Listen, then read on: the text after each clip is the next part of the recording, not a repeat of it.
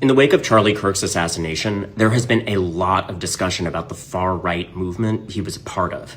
But the far right is a spectrum of different movements, and understanding them might help you understand what's happening in America.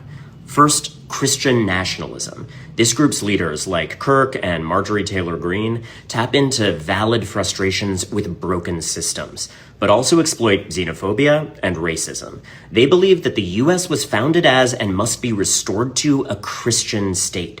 For many of them, that means white dominance, and non-white immigration and multiculturalism are threats. Kirk himself said, quote, "You cannot have liberty if you don't have a Christian population," and called the Civil Rights Act a, quote, "huge mistake."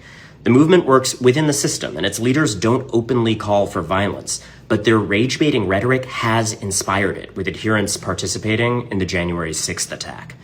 A different strain is the techno-authoritarian or Dark Enlightenment movement, pushed by Curtis Yarvin and Silicon Valley billionaire supporters like Peter Thiel.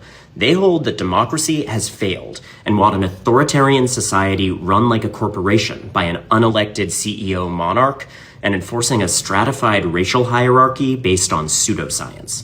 Finally, a view gaining ground across the far right is accelerationism. That's the belief that society is just beyond saving, and its collapse needs to be hastened.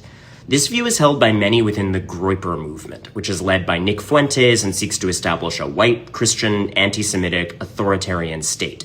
It's named after its racist meme toad mascot.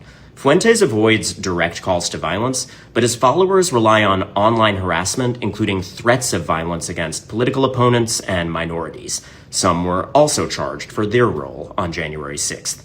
The Boogaloo movement, on the other hand, explicitly calls for violence against the government.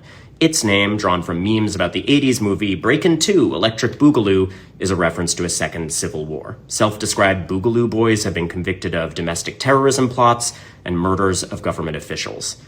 A more personal nihilism is embodied in the black pill worldview, which cuts across these movements. Its adherents often identify as incels, and they want to destroy the progressive society that empowered women to reject them. The name comes from The Matrix, which is ironic since that film's directors have said that the pills were a trans allegory. Black pill followers are mainly misogynistic, but they have a lot of natural overlap with white supremacists.